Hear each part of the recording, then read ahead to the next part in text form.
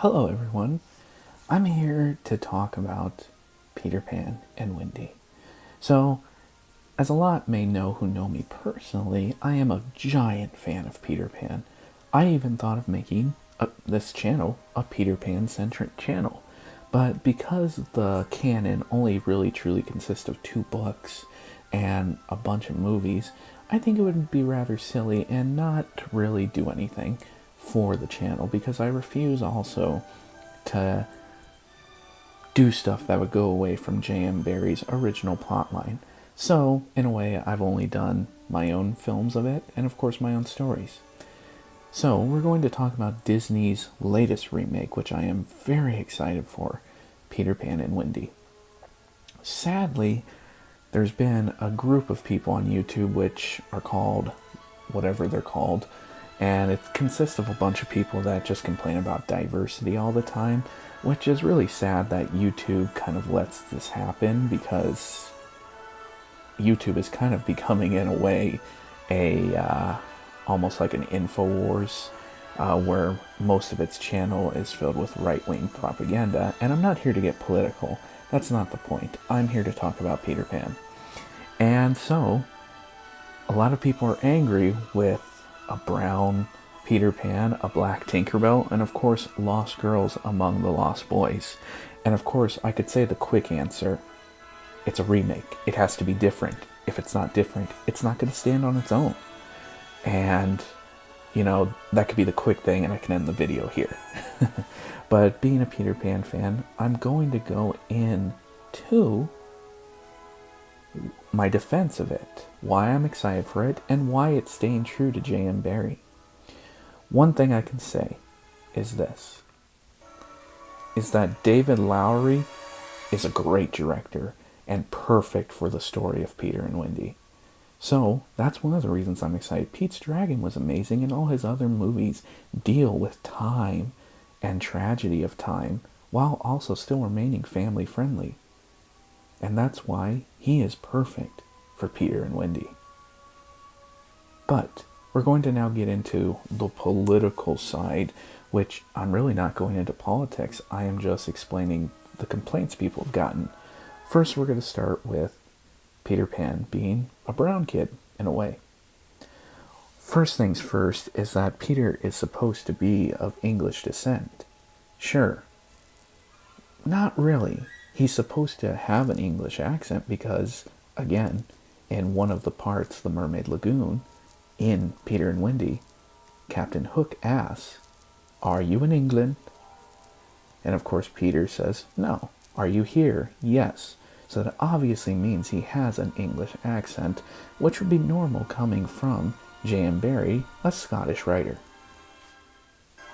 And also, what does that mean? Yes, it means the actor playing Pan, Alexander Molyneux, I believe his name is a British kid who just happens to be brown. And let's go into J.M. Barrie's description of Pan. Did J.M. Barrie ever describe Pan? No, he didn't. Sure, he drew pictures of what the modern kid looked like in Scotland and England back in those days.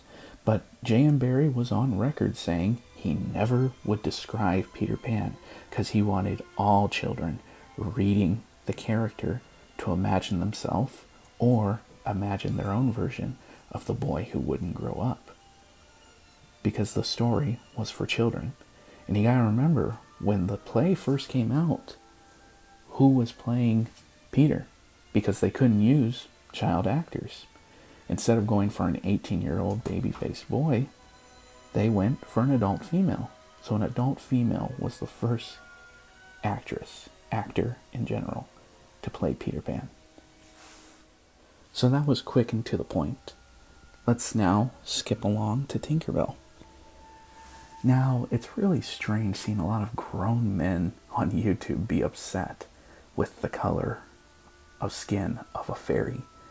But of course, there's other people who don't like that they made what in the original Disney film, and most other representations, is normally a European descendant and blonde hair.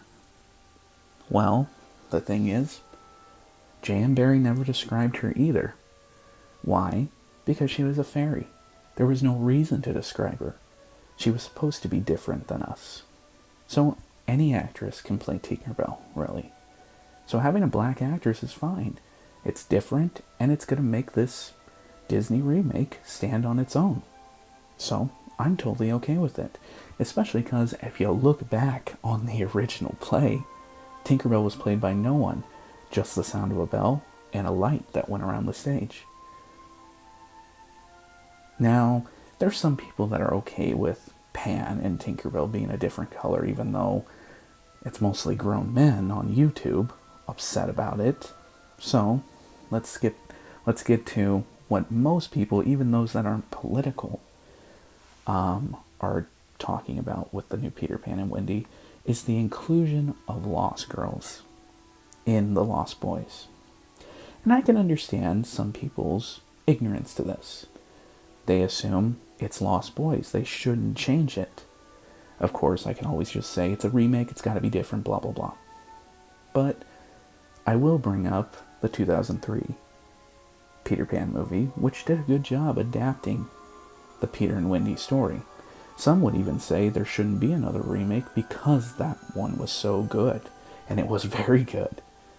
But the difference is that one was more of a romance tale.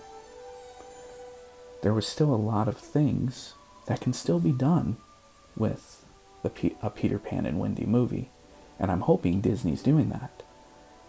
So, Lost Girls. Why did I bring up the 2003 one?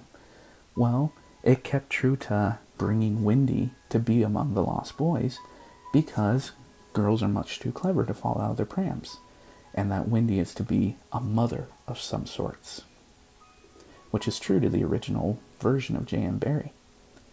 But to make it different and stand on its own, it looks like Peter is going and asking boys and girls to come with him to Neverland to be lost boys. And of course, him being a 10-year-old, he just assumes boys and girls are boys. That's all there is, because he is a boy that would never grow up. So they're probably going away from that mother aspect, and Wendy is just going to be his favorite among the Lost Boys for reasons he doesn't understand. Which is very interesting, because the thing about Peter is he forgets things really easy. So, him having a certain remembrance for Wendy without going into the romance that the 2003 one did makes it all the more interesting that he doesn't understand why he keeps being drawn back to Wendy, why he remembers her but forgets the other lost boys and girls. And it's because deep down there's a bit of that adult that wants to come out that Peter refuses to have come out. And again, J.M. Barrie made Peter Pan, Peter and Wendy, for children. Of course, the tragedy of J.M. Barrie was the story was kind of about him, and that's what's really sad. But he still made it for children.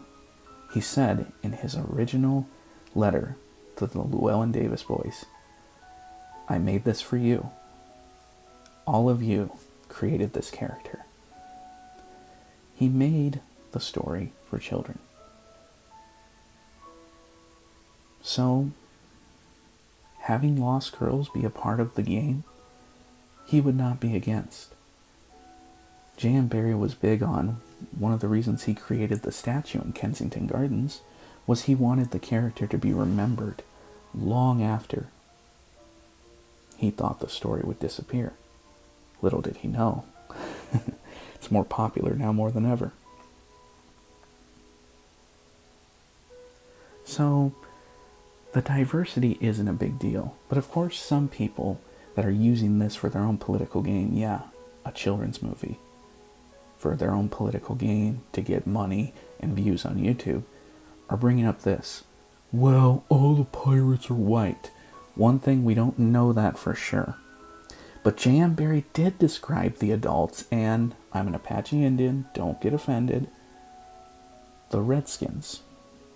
Pretty much saying that the Native Americans in Neverland had to be Native Americans, indigenous American people, because that's who he based them off.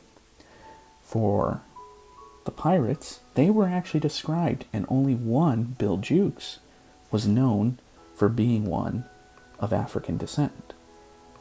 The rest, Wibbles, Black Murphy, Mullins, Turk, Starkey, Skylights, Damien Salt, and Smee, were all described, and of course the famous James Hook, were all described as European descent. So of course most of them are going to be white, because those were the only characters described in the book. Same with the Native Americans, which J.M. Barrie ignorantly called Redskins. So, again, with the inclusion of diversity on the hero side, it isn't to be political. I mean, I could be wrong. Disney has shown sometimes they can go a little woke. But Disney's kind of always been woke. If you go back to a long time ago, they were doing female-led movies, diversity, boys as the main characters for a long time. So you can say Disney's being woke lately, but again, the world has changed since then. And they've always kind of been doing this. So of course they're going to be diverse. That's just who they are. Now again, I could be totally wrong, and Disney could have done all this for political purposes, and if they did that, that's really sad. Because I don't think Peter Pan should ever be politicized. So I could eat crow after this movie comes out. But I don't think I will.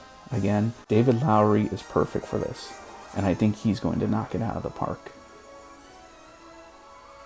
I think this is going to be a great Peter Pan story. There are so many parts of the story we have not yet seen on the big screen, and this is the perfect time to start it. So I'm very excited for Peter Pan and Wendy as a Peter Pan fan. To the people on YouTube that obviously don't know anything about Peter Pan, that are complaining about a brown Peter Pan, a black Tinkerbell, and Lost Girls among the Lost Boys, get over yourselves. Peter Pan J.M. Barrie was not an ignorant man. He was ahead of his time. And he would have loved having Lost Girls among Lost Boys. Just because he made this for children. Not just for boys, for children. Peter Pan was made for children. So, let it go. Stop using this to get views and make money preaching your hate. And again, I'm not a political man. I'm just being honest. You can be mad about other things. Maybe what they're doing with Star Wars. I'm angry about some of the things they do with Star Wars. And of course, if you don't like that, the MCU has become too female focused. That's fine too. But when it comes to something like Peter Pan that was made for children, really, just stop. You look like a fool. Again, I'm excited for Peter Pan and Wendy. I think it's going to be a great movie. And this is just my defense of it as a Peter Pan fan who loves the book, grew up with the book, played the character in theater my high school years. And yeah, thanks for listening, guys. Bye for now.